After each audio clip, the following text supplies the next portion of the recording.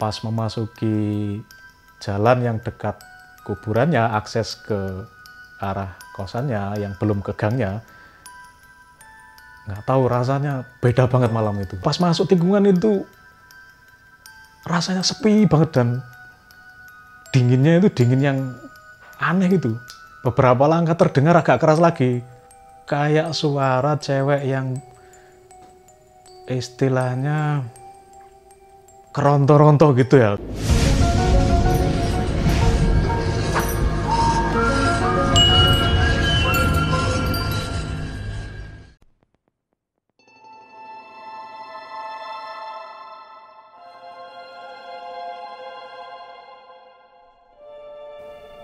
Assalamualaikum warahmatullahi wabarakatuh. Hari ini saya dimintai oleh teman sekaligus sahabat saya yang sekaligus sebagai pengelola Plaur TV untuk berbagi cerita tentang seputar cerita horor ya. Sebelumnya perkenalkan, nama saya Prasetyo dan sebenarnya saya nggak asli Malang banget ya, tapi sudah lumayan lama bermukim di Malang. Cerita horor yang saya alami terjadi di sekitar tahun 2004-2005 ya, sekitar pertengahan 2000-an itu, ketika saya masih berkuliah ya di salah satu perguruan tinggi di Malang. Nah, ketika saya kos di situ ya lokasi kosnya ini memang dekat dengan kuburan kampung setempat ya. Sebenarnya bukan kuburannya ya yang horornya gitu, tetapi yang terjadi saat saya di kos dekat kuburan kampung tersebut. Sebenarnya lokasi kuburannya dekat dengan akses jalan raya aspal yang cenderung rame, jadi nggak ada kesan horor sebenarnya. Jam 11, jam 12 tetap ramai dengan akses lalu lintas. Jadi ya sudah biasa gitulah lewat waktu tengah malam pulang dari mengerjakan tugas atau ngopi atau ya kumpul dengan teman-teman. Pulang jam 12, jam 1, santai saja. Nah, yang agak horor, jalan akses ke arah kos-kosan yang saya tempati. Sebentar Mas, itu udah lama tinggal di situ atau barusan pindah di kos itu, sebelumnya di kos lama atau bagaimana?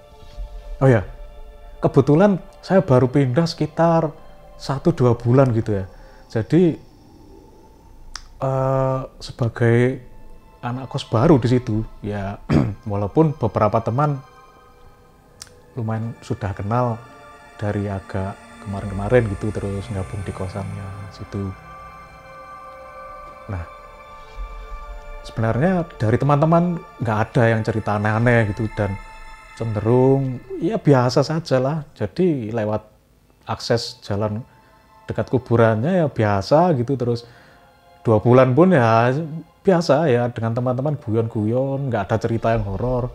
Nah, untuk lokasi kosannya agak masuk ke arah dalam gangnya gitu ya. Jadi aksesnya melewati kuburan, terus jalan mungkin sekitar 100 meter, baru ada gang kecil masuk. Nah, kosannya sendiri, rumahnya bentuknya letter L gitu ya. Jadi di situ bentuk L dan 2 lantai.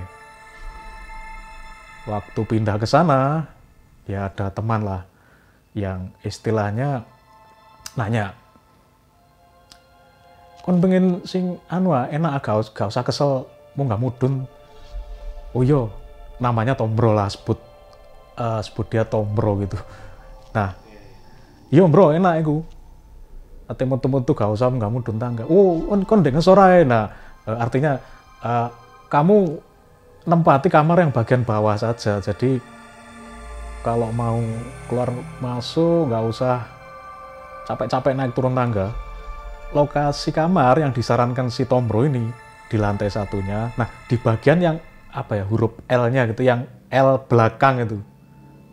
L, jadi bagian yang belakang. Nah, saya menempati salah satu kamar dan Dan kamar sebelahnya itu kosong. Yang 2 kosong, dan sebelah kamar saya, kamar mandi, dan sekaligus toilet. Ada beberapa kamar mandi dan toilet di situ ya, mungkin sekitar 4 gitu. Yang ngekos sebenarnya lumayan banyak, karena 2 lantai ya. Tapi ya gitu, nggak full lah, maksudnya nggak sampai terisi semua. Jadi kesannya ya nggak rame gitu, nggak begitu rame. Kalau si Tom Bro-nya sendiri itu kos di situ udah lama atau barusan atau bareng jenengan? Oh, kalau Tom Bro-nya sudah termasuk anak lama di situ. Arek lawas ndek kos. Jadi sebenarnya Tom Bro sendiri nggak cerita aneh-aneh. Jadi saya pun santai. Faktor saya yang lokasi kamarnya di bagian bawah lantai 1 dan dekat toilet, dan di sebelah kamar saya kosong, nggak ditempati, jadi terasa agak sepi gitu. Itu sebenarnya nggak masalah sebenarnya buat saya, cuek saja lah. Dan kesan horornya itu sebenarnya malah pas terjadi setelah, yaitu sekitar 2 bulan setelah saya ngekos di situ. Waktu itu malam hari pulang ngopi lah, pulang kumpul-kumpul sama teman-teman, ngobrol-ngobrol di warung kopi. Biasalah. Setelah ngopi, balik dari warung kopi sekitar jam 11-12an lah. Pas memasuki jalan yang dekat kuburannya, akses ke arah kosannya yang belum ke gangnya, nggak tahu rasanya beda banget malam itu. Itu jalan kaki atau naik motor? Waktu itu saya naik motor, pelan-pelan saja, pakai motor bebek lah mas. Nggak tahu, pas masuk tikungan itu rasanya sepi banget, dan dinginnya itu dingin yang dingin banget nggak, tapi aneh gitu. Istilahnya dingin nanggung gitu sebenarnya, aneh. Nggak biasa, biasanya Malang kan kalau malam dinginnya ya dingin, sudah dingin gitu. Tapi waktu itu agak aneh ya. Waktu itu sih kondisi badan saya nggak gimana-gimana, maksudnya bukan masalah di badan saya sih, saya yakin betul itu, dan langsung merasakan yang nggak enak, tapi saya nggak berprasangka yang macem-macem lah. Ya bismillah, mau pulang dari warkop, habis ngopi, habis ini istirahat, habis itu mau ngecek tugas-tugas dari kuliahan, rencananya gitu sih. Terus sudah wes pelan-pelan aja, aksesnya itu jalan agak naik ya, masuk ke arah dari ini nih, dari jalan besar masuk ke jalan gang besar lah, termasuk gang agak besar gitu, baru ke gang kecilnya. Nah di gang besarnya itu kuburannya terlihat jelas banget. Jadi pas lewat ya maunya sih mandangnya lurus, tapi ya tetap aja ngelirik sedikit, bukan ngelirik ya, ya kayak nggak sengaja terlihat ya, mau nggak mau kan terlihat, mata kita kan lebar, sudut pandangnya. Jadi ya terlihat kuburannya ya seperti biasa ya, berusaha yang nggak mikir yang aneh-aneh, lanjut saja pelan-pelan sih, santai, sampai depan gang ke arah kosan, motor dimatikan. Nah itu memang sudah kesepakatan bersama kalau malam ya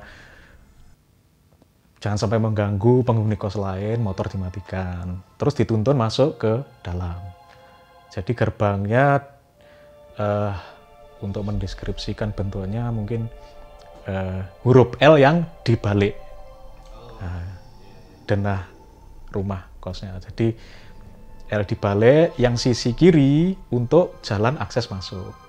Jadi saya langsung lurus ke belakang ke arah parkiran motor. Nah parkiran motornya itu di depan kamar saya. Jadi saya langsung masuk pelan-pelan. Baru masuk sedikit di arah ini, dari gang kecil terus masuk pintu kos-kosannya ya lumayan lah, termasuk besar sih. Jadi nuntun pelan-pelan santai. ya rasa dingin yang aneh tadi masih tetap ada, tapi nggak pikiran yang gimana-gimana. Terus seperti terdengar ada ini, ya mungkin lirih gitu, kayak gitu. Saya sih mikirnya ya kucing, mungkin itu suara kucing. Tapi sewaktu saya nuntun sepeda motor pelan-pelan, terus beberapa langkah terdengar agak keras lagi, kayak orang, bukan gimana ya, antara suara orang dan suara kucing apa gimana. Nah, saya sih menyimpulkan gitu, kedua kalinya terdengar itu. Nah, sudahlah, saya nuntun motor lagi pelan-pelan, sudah dekat dengan parkiran. Dan saat itu paling jelas, kayak suara cewek yang istilahnya ada keronto-ronto gitu ya. Kalau bahasa Jawanya gimana? Apa bahasa Indonesianya apa itu? Ketika suara yang terdengar seperti rintihan tersebut terdengar lagi untuk kesekian kalinya itu tadi ya, saya masih berusaha berpikiran yang nggak aneh-aneh sih. Saya pikir alah iku paling arek-arek lah, gitaran lah, nyanyi-nyanyi. Karena ada satu kamar yang terlihat lampunya nyala. Saya mikir ke situ sambil ngelirik ke arah yang kamarnya nyala itu. Arek-arek paling. Dan posisi kamarnya kan pas saya nuntun sepeda motor melewati kan. Sambil saya tengok, ternyata ya nggak terlihat aktivitas atau nggak terdengar suara genjrengan gitar gitu. Nah, tapi ya sudah tetap berusaha nggak berpikiran yang macam-macam lagi lah. Beberapa langkah saya nuntun sudah dekat ke arah parkiran motor. Dan saat itu suaranya sangat jelas. Dan itu suara rintihan, suara cewek. Astagfirullah, itu wah, rasanya memang jelas banget. Dan kondisinya saat itu memang sangat sepi, nggak kayak biasanya. Biasanya ada beberapa teman-teman lah yang ya masih guyon atau ngobrol atau ya gitaran gitu. Jadi suaranya jelas banget, itu suara cewek yang merintih gini, tolong.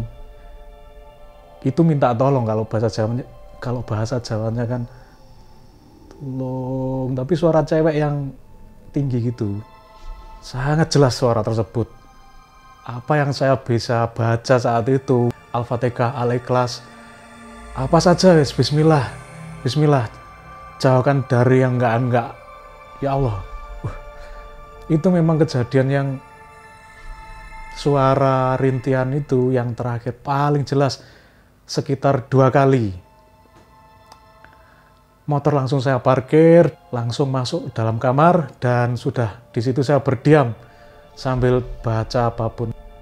Intinya minta perlindungan kepada Gusti Allah. Dan suara tersebut terdengar juga lirih, tapi akhirnya saya memberanikan diri. Pintu kamar saya buka lagi, bismillah sudah, kalau ini urusannya kalau mau yang gimana-gimana monggo. Ya sambil memberanikan diri itu.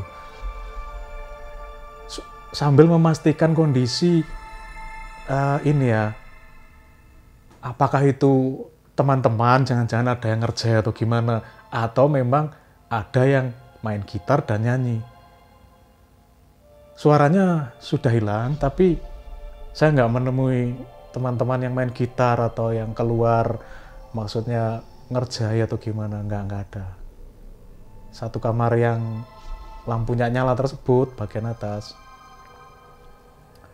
nggak terlihat ada aktivitas apapun. Dan sudah, saya kondisinya agak capek, agak ngantuk, dan sebenarnya nggak jadi ngantuk gara-gara itu. Dan akhirnya masuk kamar lagi, nyalain komputer, nyalain lagu, sudah.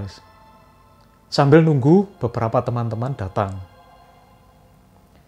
Akhirnya nggak beberapa lama, ada yang datang, alhamdulillah.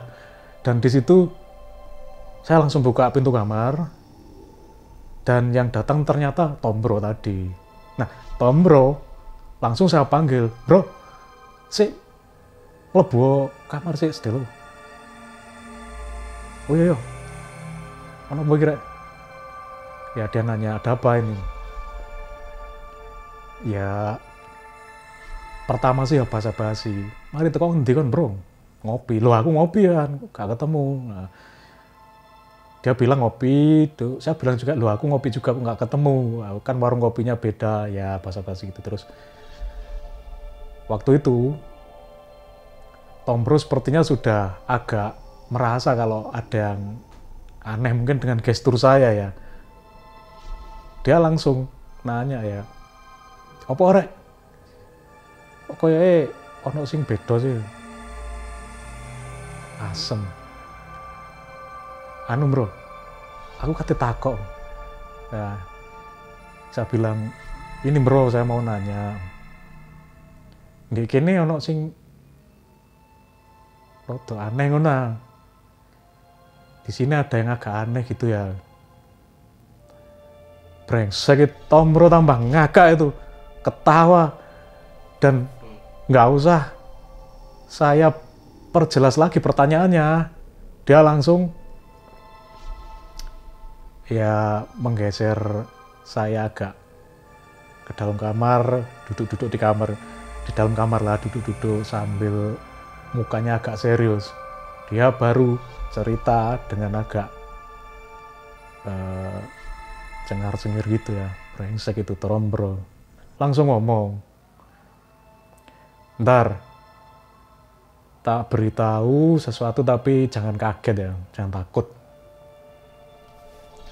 Dia ngomongnya cuma sedikit saja ya, cuma bilang, "Ya kalau di sini memang adalah sesuatu itu." Dia ngomong gitu ya, raut mukanya serius gitu. Ya berhubung saya baru ngalamin kejadian yang seperti itu tadi, langsung saya tanyakan ke Tom Bro, "Iya Bro, aku mari dikerungoni lah. Kayak ono suara cewek sing njauk tolong. Ada suara yang seperti suara cewek lah, yang minta tolong. Lirih tapi jelas banget." Saya bilang gitu ke Tom Bro. Dia ketawa kecil tapi setelah itu dia bicara serius.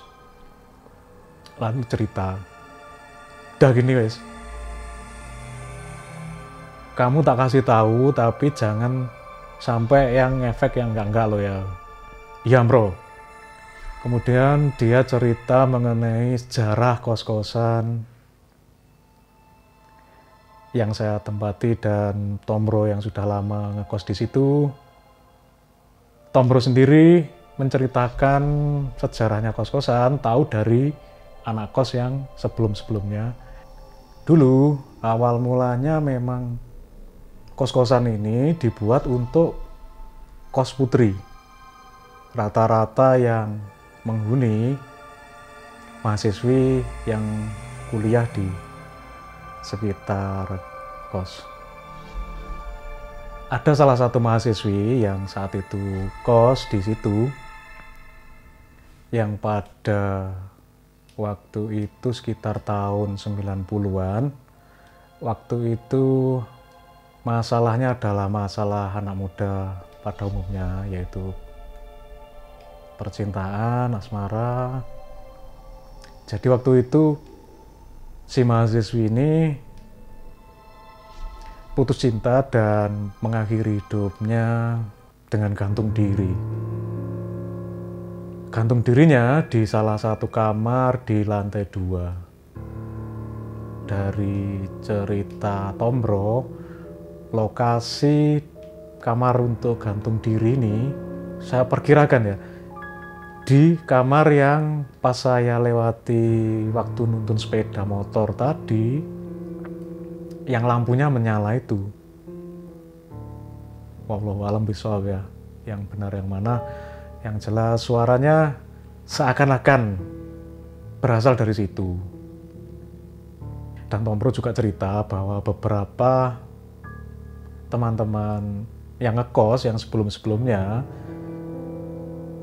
di kamar yang tempat kejadian tersebut, saat bangun tidur pasti ada beberapa helai rambut yang jelas bukan rambut cowok ya, karena rambut panjang, rambut cewek gitulah.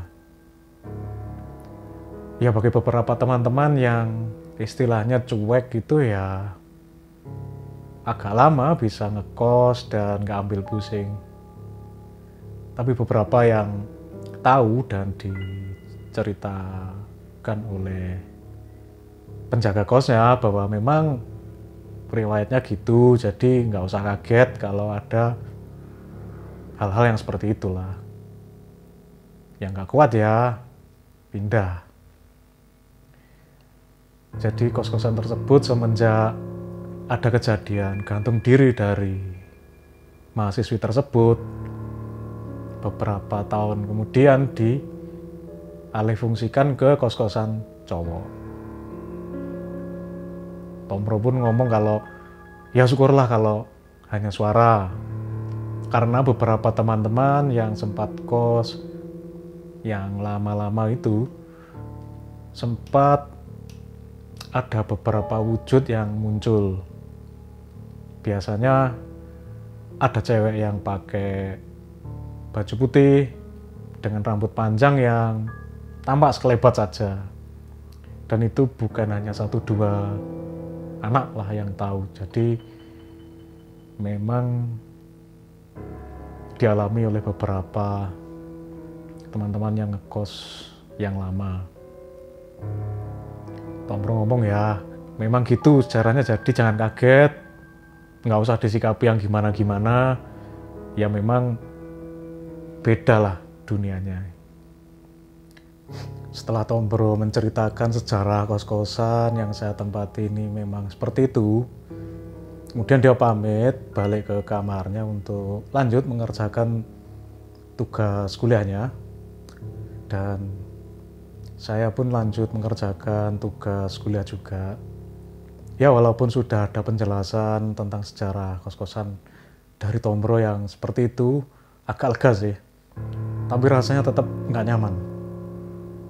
Sempat bertahan beberapa minggu di kos-kosan tersebut, ya dengan segala aktivitas perkuliahan, mengerjakan tugas sampai malam, begadang, rasanya nggak nyaman banget. Dan setelah beberapa minggu, akhirnya saya putuskan untuk pindah kos aja lah, cari suasana yang tenang untuk aktivitas mengerjakan tugas perkuliahan dan lain-lain. Ya hikmah yang bisa kita ambil dari kejadian yang ada di kos-kosan yang saya tempati, bagi teman-teman yang mahasiswa yang memang masih berjiwa muda dalam mengambil keputusan, ya janganlah kalau terlalu terburu-buru, janganlah kalau mikirnya terlalu pendek. Masa depan teman-teman masih panjang banget, apalagi di sekitar kita masih ada orang tua yang kita cintai, teman-teman yang bisa kita percayai untuk berkeluh kesah kalaupun kita jauh dari orang tua. Dan untuk beliaunya almarhum yang ada di alam sana, kita kirim Al-Fatihah saja agar di sana dilapangkan jalannya, diampuni segala dosa-dosanya dan diterima pahalanya. Ya itu saja cerita yang bisa saya bagi. Terima kasih banget untuk Mas Flower TV sudah memberikan waktu pada saya untuk berbagi cerita. Mohon maaf apabila ada salah-salah kata, ada kata-kata yang menyinggung. Wassalamualaikum warahmatullahi wabarakatuh. Sambil mukanya agak serius, dia baru cerita dengan agak cengar-cengir gitu ya. Brengsek itu Tom Bro. Bro, kalau kamu lihat tayangan ini, bro.